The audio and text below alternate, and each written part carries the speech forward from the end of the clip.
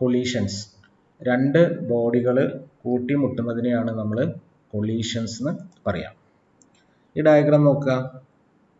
ഇവിടെ രണ്ട് ബോഡീസ് ഉണ്ട്, M1ഉം M2ഉം. M1 മൂവ് ചെയ്യുന്ന വെലോസിറ്റി U1, M2 മൂവ് ചെയ്യുന്ന വെലോസിറ്റി U2. ഈ രണ്ട് ബോഡിയും തമ്മിൽ കൊളൈഡ് ചെയ്തു. കൊളൈഡ് ചെയ്യുമ്പോൾ എന്താ സംഭവിക്കുന്നത്? M1ന്റെ വെലോസിറ്റി V1 ആയിട്ട് മാറി. ആദ്യം M1ന്റെ വെലോസിറ്റി U1 ആയിരുന്നു. കൊളീഷന് ശേഷം അതിൻ്റെ വെലോസിറ്റി V1 ആയിട്ട് മാറി. M2ന്റെ വെലോസിറ്റി U2 ആയിരുന്നത് കൊളീഷന് ശേഷം V2 ആയിട്ട് മാറി. അപ്പോൾ കൊളൈഡ് ചെയ്യുമ്പോൾ എന്താ സംഭവിക്കുക? ബോഡീസിൻ്റെ വെലോസിറ്റി മാറും. മൂന്ന് ടൈപ്പാണ് കൊളീഷൻസ്. അതിൽ ആദ്യത്തേത് elastic collisions. In elastic collisions, both linear momentum and kinetic energy of the system are conserved. Elastic collisions linear momentum conserved ആണ്, ആ സിസ്റ്റത്തിൻ്റെ കൈനറ്റിക് എനർജിയും കൺസേർവ്ഡ് ആണ്. എന്താണ് ലീനിയർ മൊമെൻറ്റം കൺസർവേഷൻ? ഇവിടെ നോക്കുക. കൊളീഷന് മുൻപ് ആദ്യത്തെ ബോഡീൻ്റെ മൊമെൻറ്റം എന്താണ്? മാസ് ഇൻറ്റു വെലോസിറ്റി ആണ്. അപ്പോൾ മൊമെൻറ്റം വരിക M1 U1. രണ്ടാമത്തെ ബോഡീൻ്റെ മൊമെൻറ്റം എന്താണ്? M2 U2. കൊളീഷന് മുൻപ് ഈ സിസ്റ്റത്തിൻ്റെ ടോട്ടൽ മൊമെൻറ്റം എന്താണ്? M1 U1 plus M2 U2. കൊളീഷന് ശേഷം എന്താണ് ആദ്യത്തെ ബോഡീൻ്റെ മൊമെൻറ്റം? M1 V1. രണ്ടാമത്തെ ബോഡീൻ്റെ മൊമെൻറ്റം എന്താ? M2 V2 ഇല്ലേ? അപ്പം മൊമെൻറ്റം ആഫ്റ്റർ കൊളീഷൻ എന്താണ്? M1 V1 plus M2 V2.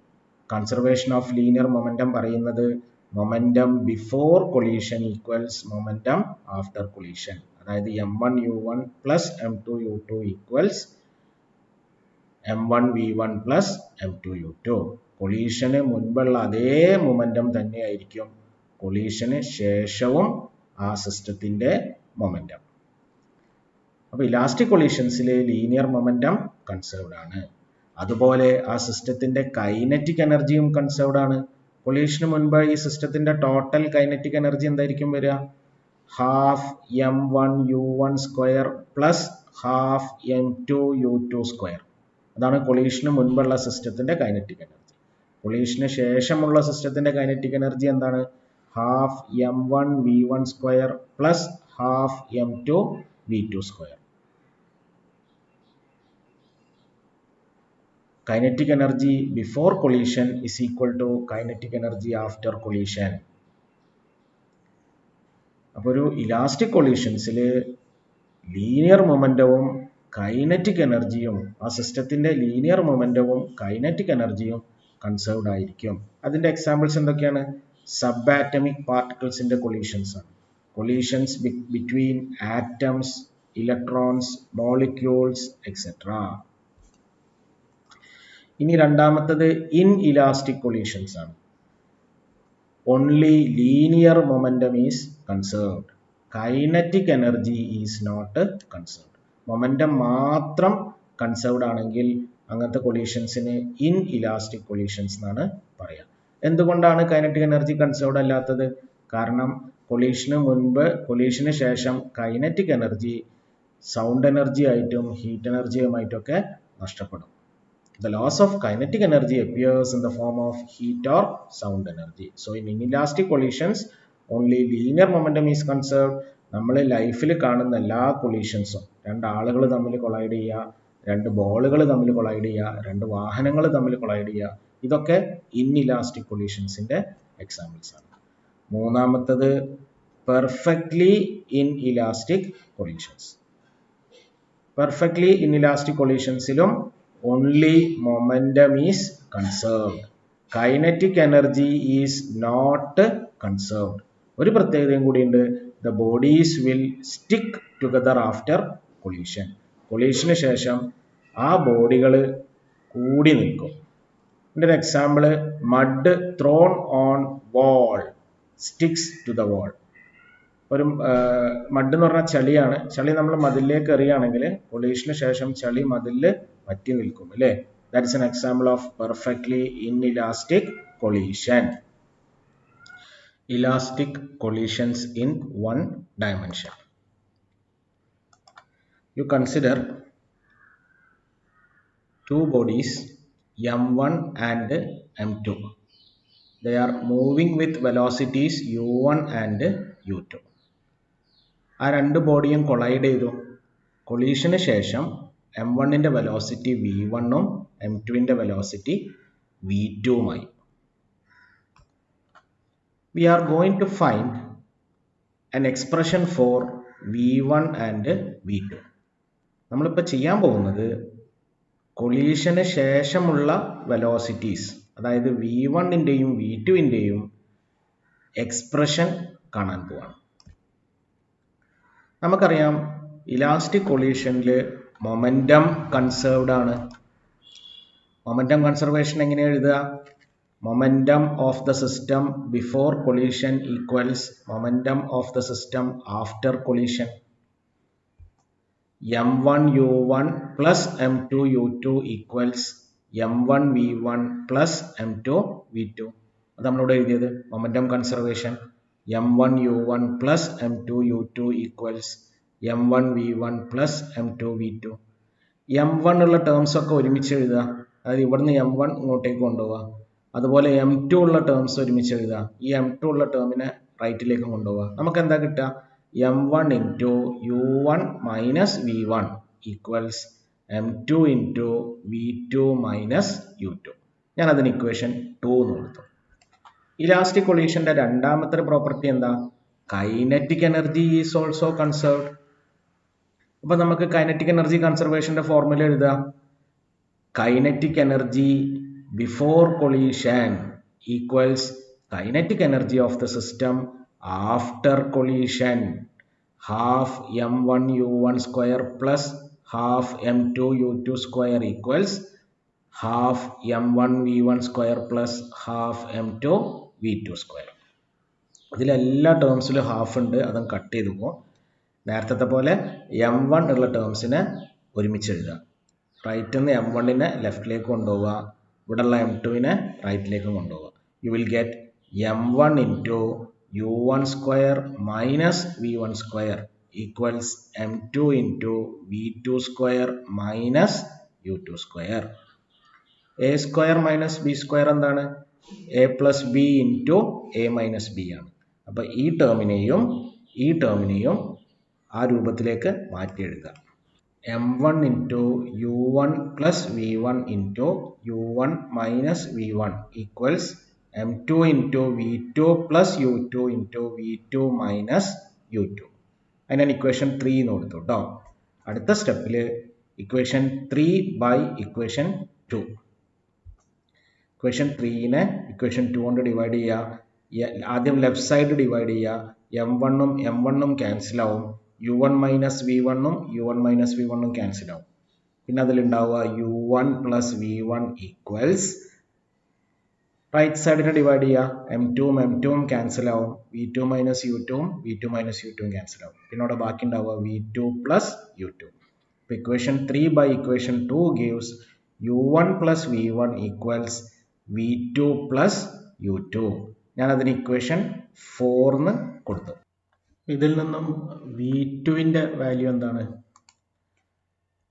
v2 equals u1 plus v1 minus u2. ഇതാണ് നമുക്ക് കാണേണ്ടത്. We want to find the velocities of the body after collision. v1ഉം v2ഉം ആണ് നമുക്ക് കാണേണ്ടത്.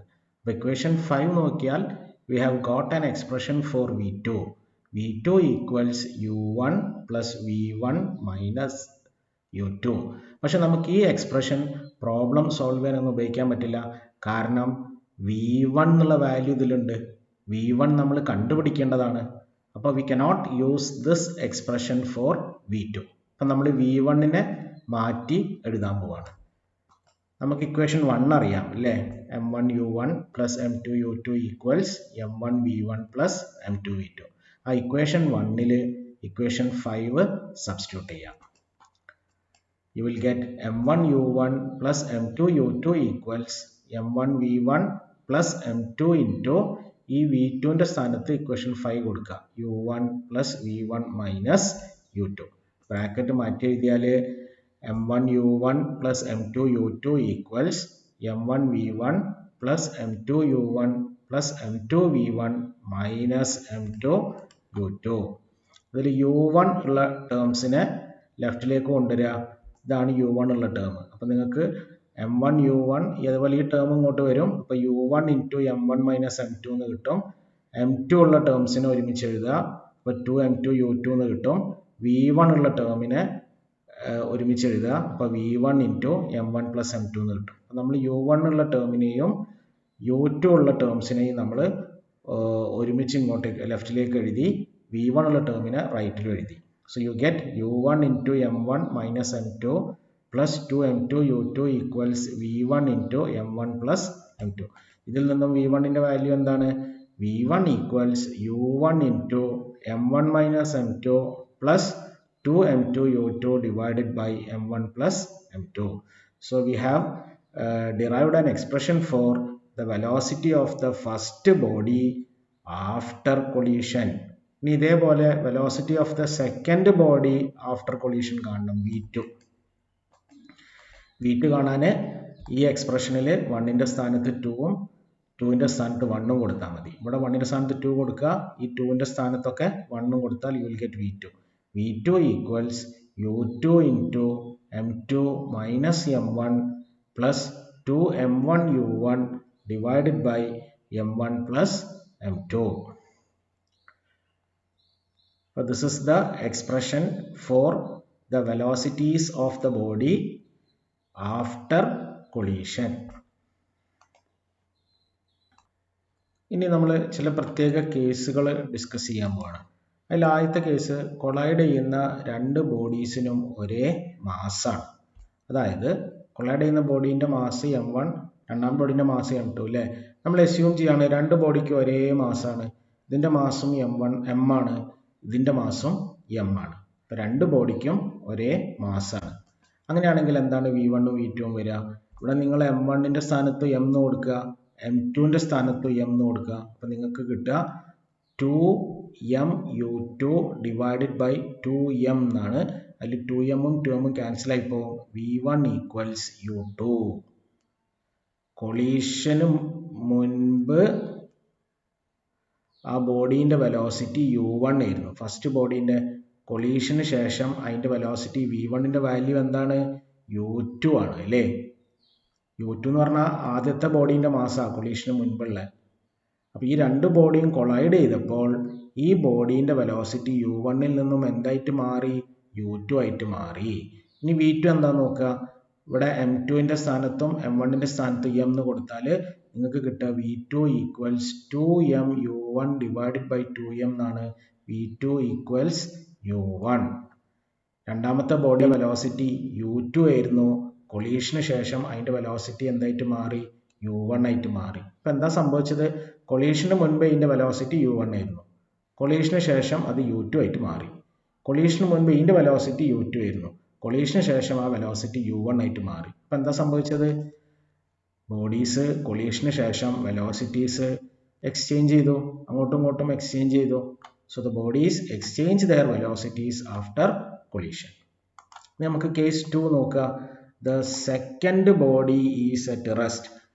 ആദ്യത്തെ ബോഡി u1 വെലോസിറ്റിയിൽ മൂവ് ചെയ്യുന്നു, രണ്ടാമത്തെ ബോഡി റെസ്റ്റിലാണ്. അതായത് u2 ഈക്വൽസ് 0 എന്ന് കൊടുക്കുക.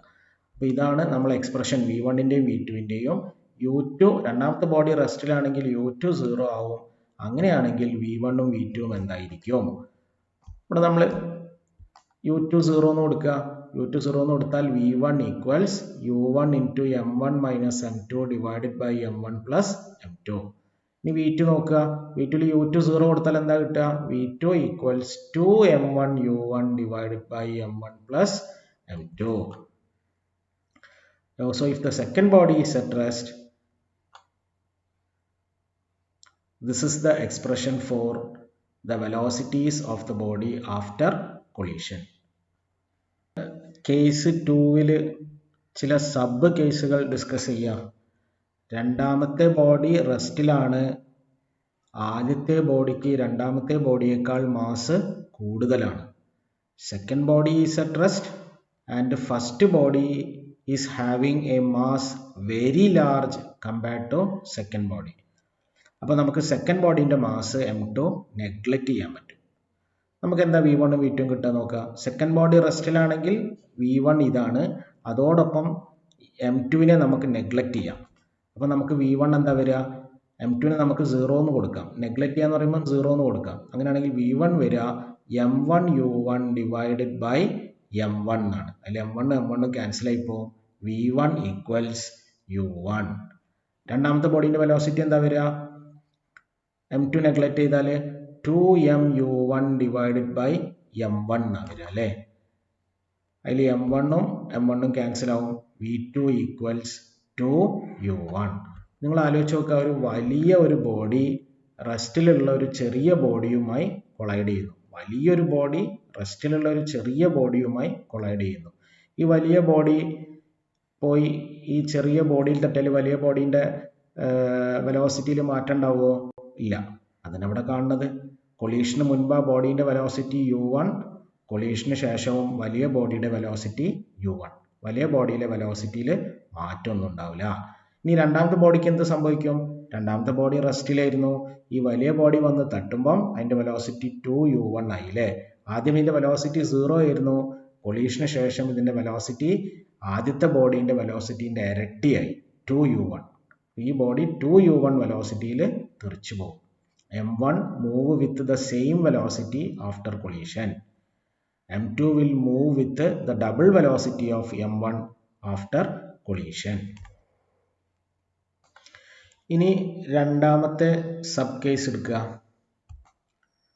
രണ്ടാമത്തെ ബോഡി റെസ്റ്റിലുമാണ്, രണ്ട് ബോഡിക്ക് ഒരേ മാസുമാണ്. സെക്കൻഡ് ബോഡി m2 റെസ്റ്റിലാണ്, അപ്പോൾ u2 ഈക്വൽസ് 0. ഫസ്റ്റ് ബോഡിക്കും സെക്കൻഡ് ബോഡിക്കും ഒരേ മാസ് m ആണ്. അങ്ങനെയാണെങ്കിൽ what will be the expression for v1 and v2? രണ്ടാമത്തെ ബോഡി റെസ്റ്റിലാണെങ്കിൽ v1ൻ്റെ എക്സ്പ്രഷൻ ഇതാണ്. രണ്ട് ബോഡിക്ക് ഒരേ മാസ് ആണെങ്കിലോ m മൈനസ് m എന്ന് പറഞ്ഞാൽ 0 ആണ് അല്ലേ. അപ്പോൾ you will get v1 equals 0. ഇനി രണ്ടാമത്തെ ബോഡീൻ്റെ വെലോസിറ്റി എന്താ വരിക? സെക്കൻഡ് ബോഡി റെസ്റ്റിലാവുമ്പോഴുള്ള വെലോസിറ്റി ഇതാണ്. രണ്ട് ബോഡിക്കും ഒരേ മാസ് ആണെങ്കിൽ നമുക്ക് കിട്ടുക 2m u1 divided by m plus m എന്നാണ്. v2 equals 2m u1 by 2m എന്ന് വരും. m-ഉം 2m-ഉം 2m-ഉം ക്യാൻസൽ ആവും. v2 equals u1. ഇവിടെ എന്താ സംഭവിച്ചത്? ആദ്യത്തെ ബോഡീൻ്റെ വെലോസിറ്റി u1 ആയിരുന്നു. കൊളീഷന് ശേഷം അതിൻ്റെ വെലോസിറ്റി 0 ആയി. ഇത് മൂവ് ചെയ്ത വെലോസിറ്റി u1 ആയിരുന്നു. കൊളീഷന് ശേഷം അത് 0 ആയി. രണ്ടാമത്തെ വെലോസിറ്റി 0 ആയിരുന്നു അല്ലേ. രണ്ടാമത്തെ ബോഡീൻ്റെ വെലോസിറ്റി 0 ആയിരുന്നു. കൊളീഷന് ശേഷം അതിൻ്റെ വെലോസിറ്റി u1 ആയി. അപ്പം എന്താ സംഭവിച്ചത്? ഈ ബോഡിക്ക് കൊളീഷന് ശേഷം ഇതിൻ്റെ വെലോസിറ്റി കിട്ടി 0. ഈ ബോഡി റെസ്റ്റിലായിരുന്നു. കൊളീഷന് ശേഷം ഇതിൻ്റെ വെലോസിറ്റി കിട്ടി u1. The bodies exchange their velocities. ഇനി നമുക്ക് സബ് കേസ് 3 എടുക്കുക. രണ്ടാമത്തെ ബോഡി റെസ്റ്റിലുമാണ്. രണ്ടാമത്തെ ബോഡിയുടെ mass very large compared to first body. അപ്പോൾ നമുക്കിവിടെ m1നെ നെഗ്ലക്റ്റ് ചെയ്യാം. m1 വളരെ ചെറുതാണ്, അതുകൊണ്ട് you can take m1 as equal to 0. നമുക്ക് v1 v2 ഒന്ന് കണ്ടുനോക്കുക. ഇവിടെ m1 0 കൊടുത്താൽ v1 equals minus m2 u1 divided by m2 എന്നാണ് വരിക. അതിൽ m2ഉം m2ഉം ക്യാൻസൽ ആവും. v1 equals minus u1. ഇനി v2 നോക്കുക. ഫസ്റ്റ് ബോഡീൻ്റെ മാസ് നമ്മൾ നെഗ്ലക്റ്റ് ചെയ്യാണ്, 0 എന്ന് കൊടുക്കുകയാണ് അല്ലേ. 2 × 0 × u1 എന്ന് പറഞ്ഞാൽ 0 ആണ്. You will get v2 equals 0. ഇവിടെ എന്താ സംഭവിക്കുന്നത്? ആദ്യത്തെ ബോഡീൻ്റെ സ്പീഡ്, ആദ്യത്തെ ബോഡി മൂവ് ചെയ്യുന്നുണ്ട്, രണ്ടാമത്തെ ബോഡി റെസ്റ്റിലാണ്. ആദ്യത്തെ ബോഡീൻ്റെ മാസ് വളരെ കുറവാണ്, രണ്ടാമത്തെ ബോഡീൻ്റെ മാസ് വളരെ കൂടുതലാണ്. അപ്പം നമ്മളൊരു പന്ത് ഒരു മതിലിലേക്ക് എറിയുകയാണ്. പന്തിന് മാസ് കുറവാണ്, അത് മൂവ് ചെയ്യുന്ന വെലോസിറ്റി u1. മതിൽ സെക്കൻഡ് ബോഡിയാണ്, അതിന് മാസ് കൂടുതലാണ്, അത് മൂവ് ചെയ്യുന്നില്ല, റെസ്റ്റിലാണ്. ഒരു പന്ത് മതിലിലേക്ക് എറിഞ്ഞാൽ എന്താ സംഭവിക്കുക? ആ പന്ത് റീബൗണ്ട് ചെയ്യും വിത്ത് സെയിം വെലോസിറ്റി. അതിലിവിടെ സംഭവിക്കുന്നത് m1ൻ്റെ ആദ്യത്തെ വെലോസിറ്റി u1 ആയിരുന്നു. കൊളീഷന് ശേഷം അതിൻ്റെ വെലോസിറ്റി എന്താ? -u1. -u1 എന്ന് പറഞ്ഞാൽ അതേ വെലോസിറ്റിയിൽ തിരിച്ചു വന്നു. രണ്ടാമത്തെ ബോഡി റെസ്റ്റിലായിരുന്നു, മതിൽ റെസ്റ്റിലാണ്. കൊളീഷന് ശേഷവും മതിലിൻ്റെ വെലോസിറ്റി എന്താ? 0 ആണ്. M1 rebound with the same velocity and M2 remains at rest.